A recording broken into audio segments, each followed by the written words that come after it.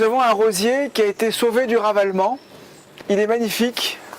Les roses sont superbes. Nous allons faire ici 3 descentes de câbles et on va attacher, ligaturer la plante sur ces câbles et la tailler.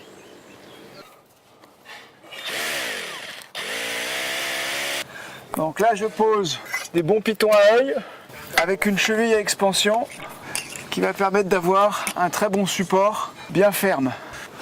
Donc là j'ai un fil de tension tout à fait classique. Hop. Voilà. Bien, maintenant que mes câbles sont posés, je vais pouvoir faire le travail sur le rosier. Donc j'aurai besoin comme outil de la scie et du sécateur. J'aurai besoin aussi d'une bonne paire de gants parce que c'est un peu agressif. Et surtout une ligature horticole. Donc c'est un tube creux élastique. Voilà. Alors, c'est un rosier très ancien. Il a quelques dizaines d'années. Malgré son âge, la plante est encore vigoureuse du pied. Donc, le soin que je vais lui faire, ça va être de l'attacher.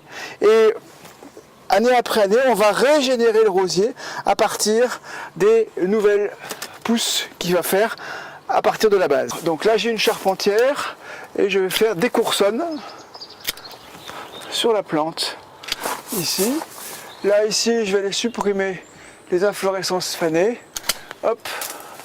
Et donc là, on va mettre le rosier en tension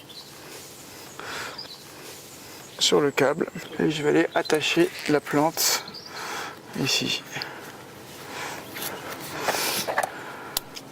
Je vais ici supprimer un chicot.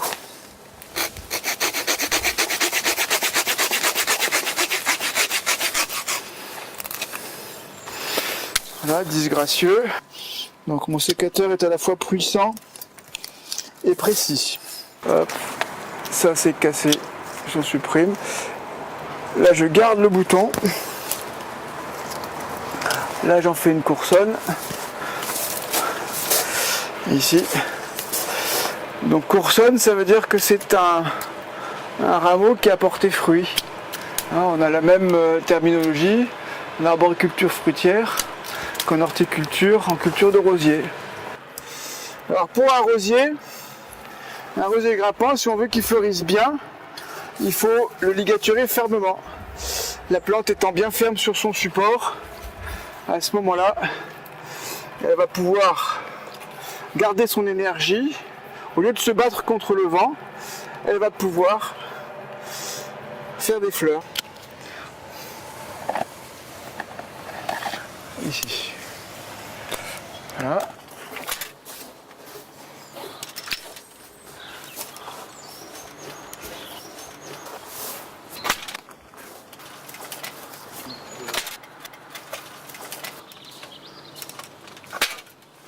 Et voilà. Donc l'année prochaine, ce rosier-là, il va monter et on aura des fleurs sur la rambarde.